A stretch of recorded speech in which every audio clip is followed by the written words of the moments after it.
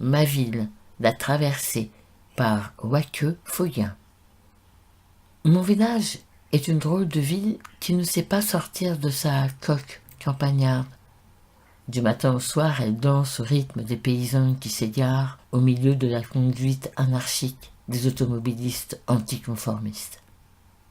Les femmes qui reviennent du champ à tout moment de la journée se perdent dans la fatigue des nids de poules qui lèprent le corps de la ville et cisaillent ses membres de part en part. Le maire, myope et crounant, du haut de ses 80 ans, s'aveugle du bien-être de sa population qui croupit déjà sous le poids de la dictature nationale, âgée de 3 décennies, et déclare, dans ses discours en toute occasion, qu'on est la ville la plus propre du pays. Normal à son âge. Quand on est nommé maire par le président de la République, on ne voit rien. On va faire comment ? S'interrogent les gens en voyant la vitesse d'entrée dans le chaos et l'inertie des gestionnaires du budget.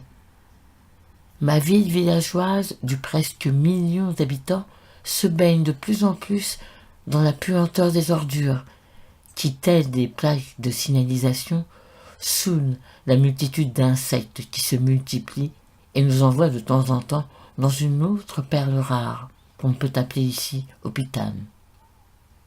Toute ma ville pleure les larmes de son corps, toutes les larmes de son corps pour que le mot développement ait un sens ici, pour que l'urbanisation naisse dans le cœur du village et lave la mocheté de nos pistes hors normes qu'on traîne honteusement au bord de nos envies et rêves de grandir. On va faire comment ? S'interrogent les enfants qui se fatiguent sans doute de la tranquillité des parents face à la ruine du bien public. Les parents qui se baignent de soumission dans les produits du bistrot. Et l'éducation s'infecte de l'absence d'ambition, du poids mouche qu'est le rêve de la jeunesse qui, malgré la noyade méditerranéenne, façonne au jour le jour le bailliage vers l'espoir illusoire qu'on voit sans dose à la télévision étrangère. On va faire comment ? S'interrogent des jongleurs politiques et des parlementaires du vide devant les journalistes qui boivent eux aussi à la source du parler pour ne rien dire.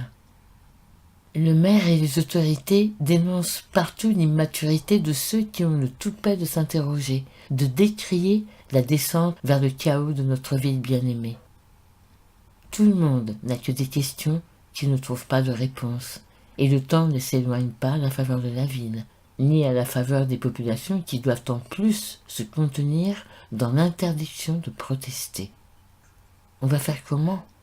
S'écrient les mototaximens qui ont pris d'assaut la ville des montagnes, roulant sans permis et presque tout permis pour serpenter les crevasses, fertiliser l'insécurité et détruire tout espoir de rêve. Et comme des agents vecteurs d'IST courtisent nos filles et femmes avares de leurs frais de transport, violent les jeunes qui s'habitent en mode presque nu et terminent leur course de vitesse sur un obstacle qui ne les voit venir qu'au bruit de la catastrophe. La ville se meurt de sa ruine, de sa descente glissante vers la peur et la honte.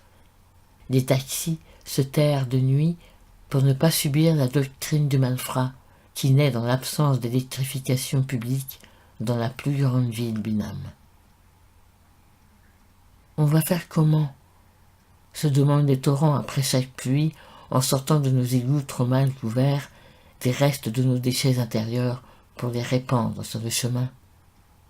Ça fait que le soleil du lendemain s'acharne sur la salubrité de la ville, brandie par le magistrat de la ville.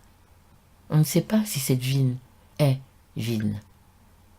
Et les rats, et les souris, et les cafards refont sur nos pavés le défilé de l'occupation. Sous cette colonisation exécrable, chacun fait ses photos pour Facebook et maudit l'hymne national avant de se coucher au rythme de l'orchestre des moustiques de la ville. Ma ville, la traversée par Wake Foguin.